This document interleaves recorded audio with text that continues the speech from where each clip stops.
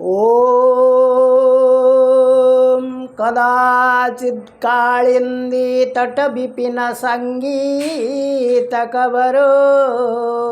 मुदा भीरि नारी वदन कमलो स्वादमधुपः रमा शम्भु ब्रह्मा मरपति गणेशा अर्चितपदै जगन्नाथ स्वामी नयन पथगामी भवतु मे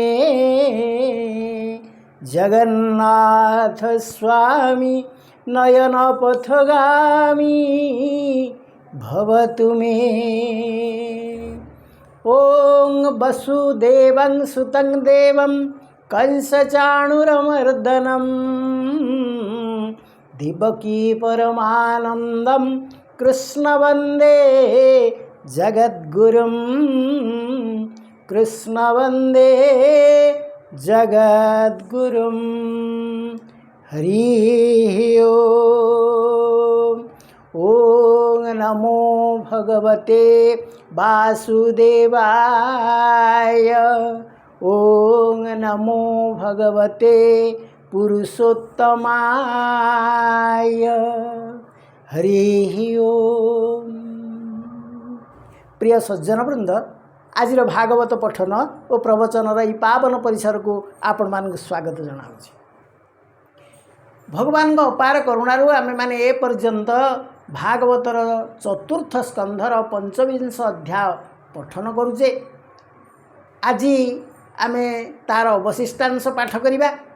तेबे ए पर्यंत आमर जहाँ आलोचना करा जाइथिला, प्राचीन राजा केतेक कुकर्म करुथिबार देखि तांको नारद उपदेश देबा पई तांको पुरंजन राजांग संपर्क रे गोटे कहानी कहवाकू जाउछन्ती। उदाहरण छल से कहते जे पुरंजन नामक जड़े राजा थिले। से बड़ इंद्रिय विलासी राजा थिले एवं से निजर कामनार तृप्ति पे ए भारतर विभिन्न अंचल से भ्रमण करुथिले। भ्रमण करी करी से आसी हिमालयर दक्षिण दिगरे पहुँचिले।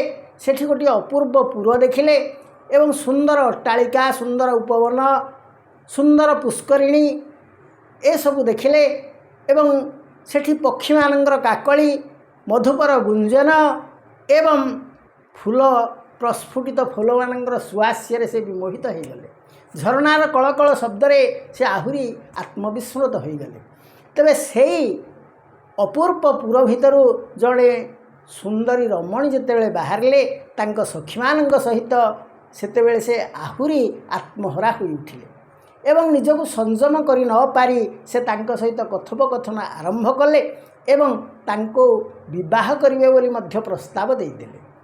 से नारी बड़ अद्भुत नारी थिले, कारण तांको पाखरे जो सखी माने थिले से तो अलगा कथा, किंतु तांको पाखरे गोटे सर्प थिले जे कि तांकर द्वारपाल एवं से सर्पर 5टी मुंड थिला। तेणु ता संपर्क से जाना चाहिए पुरंजन सेतेबेले से कहले ए सर्प होउचंदी आमर द्वारपाल, से आमको जगिकी रखती। तांकर 2टी स्त्री, गोटे होउचंदी प्रवृत्ति, गोटे होउचंदी निवृत्ति।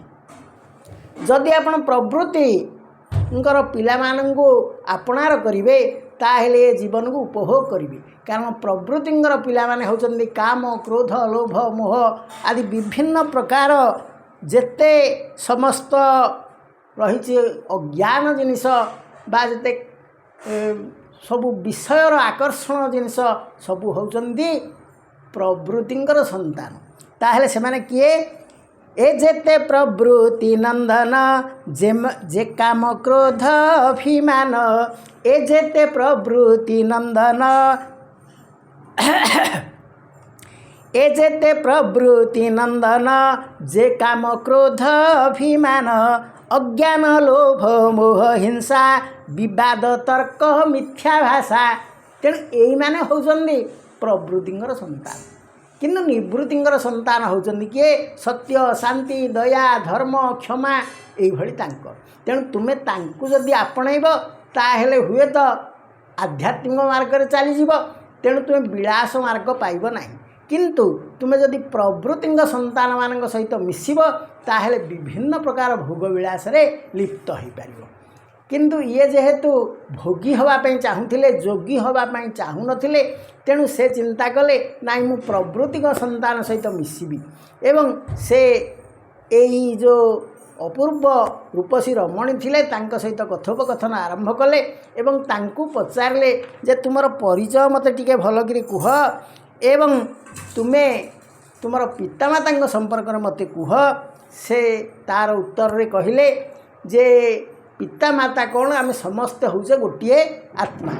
जिमती गोटे लोक विभिन्न ये लोकटी गोटे प्रकार पोशाक पिंधि से लोक विभिन्न पोशाक पिंधि तेणु आमे देखुचे 100 लोक कि सब अलग अलग वस्त्र पिंधिचंती ठीक से भाव में ए संसार रे आत्मा आसी विभिन्न शरीर रे रही थांती किए नारी शरीर किए पुरुष शरीर किए नपुंसक शरीर बा किए गोटे वृक्ष शरीर यही भाव में विभिन्न प्रकार शरीर धारण करि आत्मा सबुठे समान ही अच्छा।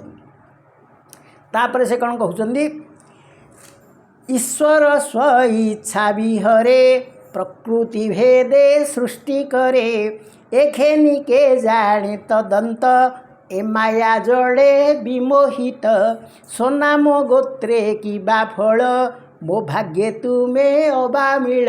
तेणु से कहले नाम गोत्र रे कौन मिल आमे जेहेतु मिलन हो जाई पारचे मिसी जाई पारचे ये हूँ आमर भाग्यर कथा। आज मो भाग्य गोचर देखिली नयन गोचर याकू अष्टांग जोग ध्याने जोगी भावंती अनुदिने से तुम्भे मो भाग्ये आगत एणु मणिली अद्भुत ए पूरे करिबा विश्राम भंज स्वेच्छा सुखे काम मुआणी सर्व निजो जीवी एहांक तुले मुसे बीबी ए मोर नव मुखपुर ए पूरे अधिष्ठान कर। से कहले जे जो पुरटी मोर देखुच एथिरे 9टी द्वार अच्छी या भितरे तुमे आनंद रे रहिबो एवं उपभोगर समस्त सामग्री मु तुमको जोगे देवी मु एवं मोर सखी माने तुम सेवारे लागी जीवो। ए सत संवत्सर भोग एभे आरंभ तुम्भ जोग ए तुम्भ बीनु जे बाजन के जाने ताहार संगेण से अपंडित हीन देही से रति सुखे ज्ञान नाही तापर लोक चिंता न जाने कर्ता अकर्ता केवल पशु तुल्य से ही ता संगे के बा विलासई ए पूरे सर्व कर्म साधी धर्मार्थ काम मोक्ष आदि। से कहले एठी धर्मार्थ काम मोक्ष किसी काम नहीं एठी केवल आनंद आनंद आनंद एवं इंद्रिय को उपभोग करिवार सामग्री एठी केवल सब अच्छी। पुत्र कलत्र सुख जस ए पूरे ए सर्व प्रकाश जे लोक निर्मल विशोक ताकू भावंती ज्ञानी लोक से लोक एठी साधी पाई जे पुणी जेणु ए पूर सुखमयी पितृदेवता महाऋषि सुख लभंती तही आसी ए भावे गृहस्थ आश्रम रखई सर्व लोक धर्म एणु ए पूरे कर्म थाई जे भोगवांसा न इच्छई ताहाकु बोलिटी अज्ञान विवेक नोहे तार मन। तेणु से कहते जे भोगवांसा करे से ही प्रकृत मनीष किंतु जी पितृ को पूजा करी आध्यात्मिक काम करी ठाकुर को सेवा करी पितृ देवता महाऋषि सुख लभंती जही आसी तेणु से सेवा करने अपेक्षा निजर इंद्रिय भोग करवा जी प्रकृत से हूँ ज्ञानी कहीं ना से गोटे पशुतुल्य भली आम चिंता करे। तेणु एठी नारी जनक तांकु ज्ञानी कही पुणी पशुतुल्य कहते से कौन कहते केवल पशुतुल्य से ही ता संगे के बा विलासई। तेणु से तांकु कटाक्ष करी कहते जे प्रकृत में विलास मार्गटा उत्तम मार्ग किंतु राजा ताहा बुझी पारु नाहंती। से कौन कहले विवेक नो हे तार मन ताहाकु बोली अज्ञान जार मुंडरे विवेक नाही से होची अज्ञान।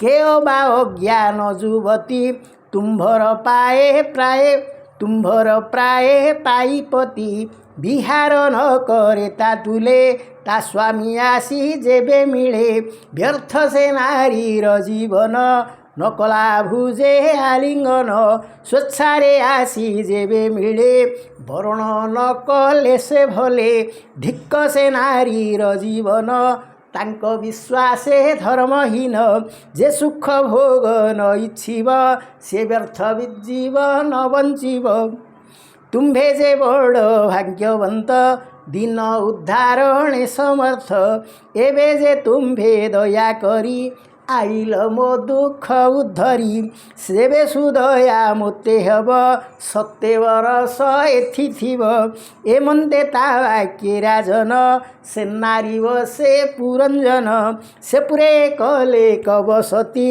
सत्यवर स संगे माती। तेणु से नारी तांकु कहिले तुम भली योग्य पुरुष मु तो कौटी देखिपारुना, तुमे आसी मो सहित विवाह प्रस्ताव देल, मो सहित रहिबो बोली चिंता कल, तेणु तुमको धन्य, तुमे मो सहित 100 वर्ष रुह। से तांग सहित 100 वर्ष रहिले।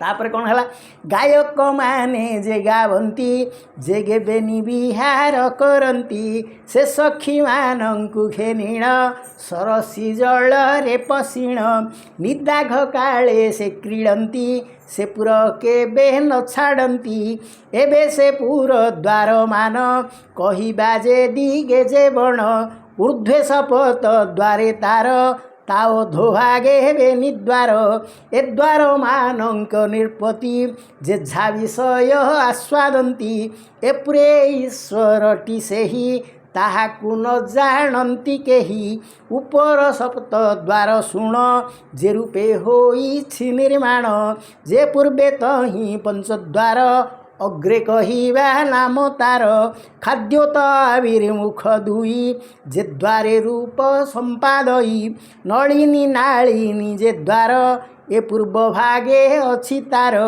ए द्वारे अवधूत सखा सुगंध घेनु थाए का मुख्या नामेण एक द्वार उभय कर्म साध्यतार द्विविध आस्वाद वचन ए द्वारे घेने पुरंजन रस आस्वाद वाक्य दुई एबे द्वारे से घेनई देवहु पितु जे नाम एबे निद्वार दक्ष वाम जे द्वार विषय राजन शब्दादि करे संपादन दक्षिण उत्तर पांचाल राज्यपाल महिपाल पश्चिमे आसुरिता नाम सेवे निद्वारे जे बा कर्म ग्राम को नामे जे विषय ताहाकु बोलटी व्यव्यय जे द्वारे प्रजा उत्पत्ति दुर्मद सहित नृपति निरीति नामटी जाहार मल उत्सर्गे से ही द्वार वैशेष विषय को जाई लुब्धक मंत्री संगे थाई ए पूरे जेते कछंती एके ही अंध से नुहंती निर्वाक पे संस्कृत दुई एथाई अंध रूप तही एक ही अंध से राजन करई आदान प्रदान जे आर अंध तापयर तही गमई नृपवर से राजा अंत पुरे बसे विसुचि घेनी थाए पासे विसुचि नामे जे हुए क ताहार सर्व दिगे मुख नित्य से राजा संगे थाई जेणे पासई तेणे जाई से क्षणे न छाड़ई ताकू अनाई थाए ताज्ञाकू ए रूपे राजा पुरंजन से पूरे थाई अनुक्षण के बासबा मोहे पाऊ थाई के बाहरस भाव होई क्षण के होई हत ज्ञान क्षण के लभई चेतन से काम सुखे देई चित्त एणु होइला ज्ञान हत ता पत्नी जेणे प्रवर्तई से मार्गे राजन गमई से मद्यपान जेबे करे राजा पीबई स्नेह भरे जेबे से करई भोजन ताप्रीते भुंजई राजन से जेबे आनंद भजई ତା ଲାଗି ରାଜା ମୋଦ ହୋଇ ସେ ଯେବେ କରଇ ରୋଦନ ତା ପଛେ ବିଳ ପେରାଜନ ସେ ଗୀତ ଗାବନ୍ତେ ସୁନ୍ଦରୀ ରାଜନ ଗାଏ ଅନୁସରୀ। ତେଣୁ ଏଠି ଲକ୍ଷ୍ୟ କରିବାର କଥା ଯେ ସେ ଯେଉଁ ନାରୀ ଜଣକ ସେ ଏଭଳି ଭାବରେ ମାୟାରେ ବଶବର୍ତ୍ତୀ କରିଦେଲା ରାଜାଙ୍କୁ ଯେ ଯେତେବେଳେ ସେ କାନ୍ଦେ ରାଜା ସେତେବେଳେ କାନ୍ଦନ୍ତି, ସେ ଯେତେବେଳେ ଗୀତ ଗାଏ ରାଜା ମଧ୍ୟ ଗୀତ ଗାଆନ୍ତି, ସେ ଯେତେବେଳେ ମଦ୍ୟପାନ କରିବାକୁ କହେ ରାଜା ସେତେବେଳେ ମଦ୍ୟପାନ କରନ୍ତି, ଏବଂ ସେ ଯେତେବେଳେ କହେ ଭୋଜନ କର ସେ ଭୋଜନ କରିବାକୁ ଚାହାନ୍ତି, ଏବଂ ସେ ତାଙ୍କୁ ଯାହା କିଛି ଭୋଜନରେ ଅର୍ପଣ କରେ ତାହା ତାମସିକ ଖାଦ୍ୟ ହେଉ କି ରାଜସିକ ଖାଦ୍ୟ ହେଉ ସେ କିଛି ବାଛ ବିଚାର ନ କରି ସମସ୍ତ ଭୋଜନ କରନ୍ତି। ଏବଂ ସେ ଗୋଟେ କଣ୍ଢେଇ ଭଳି ସେ ନାରୀ ପାଖରେ ରହିଗଲେ।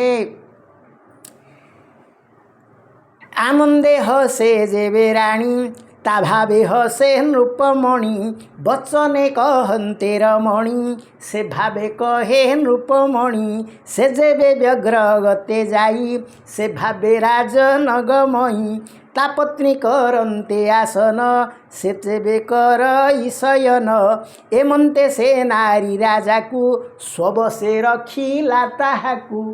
ତେଣୁ ଏଠି ଲକ୍ଷ୍ୟ କରିବାର କଥା ଯେ ଗୋଟିଏ ରାଜା ଯାହାର ଲକ୍ଷ ଲକ୍ଷ ପ୍ରଜା ତାକୁ ଅନୁସରଣ କରୁଥିଲେ ଏବଂ ତା'ର ନିର୍ଦ୍ଦେଶକୁ ଚାହିଁ ରହିଥିଲେ, କେତେ ଦାସଦାସୀ କେତେ ପରିବାରୀ କେତେ ମନ୍ତ୍ରୀ କେତେ ପରିଷଦ କେତେ ସେନାପତି ତାଙ୍କ ଆଜ୍ଞାକୁ ଚାହିଁ ରହିଥିଲେ, ସେ ରାଜା ଆଜି ଇନ୍ଦ୍ରିୟ ବଶବର୍ତ୍ତୀ ହୋଇ ଗୋଟିଏ ନାରୀର ଅଧୀନ ହୋଇଯାଇଛନ୍ତି ଏବଂ ତା ନିର୍ଦ୍ଦେଶ ପାଳନ କରି ସେ ଚଳୁଛନ୍ତି।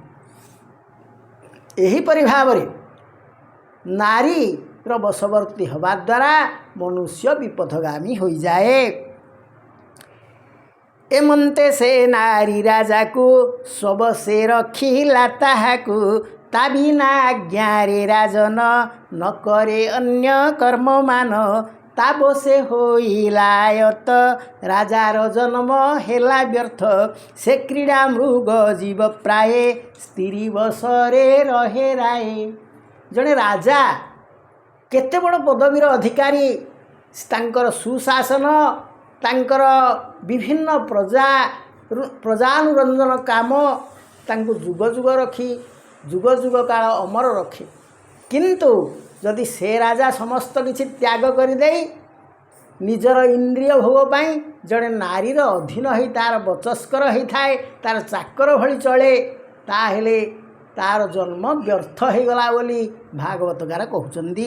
ସେ କ୍ରୀଡ଼ା ମୃଗ ଜୀବ ପ୍ରାୟ ସ୍ତ୍ରୀ ବଶରେ ରହେ ରାଏ ତୁମ୍ଭେ ଯେ ସନେ ଭୋରାଜନ ସ୍ତ୍ରୀ ବଶେ ହରାଇଲ ଜ୍ଞାନ ସେ ଭାବେ ପୁରଞ୍ଜନ ରାଏ ସ୍ତ୍ରୀ ବଶେ ଜ୍ଞାନ କଲା କ୍ଷୟେ ତା ଦିନ ଗଲା ପତ୍ନୀ ବଶେ ଅସତ୍ୟ ମିଥ୍ୟା ଅଭିଳାଷେ ଯେ ପ୍ରାଣୀ ସ୍ତ୍ରୀ ବଶ ହୁଅନ୍ତି ସେ ପୂର୍ବ ପୁଣ୍ୟ ବିନାଶନ୍ତି।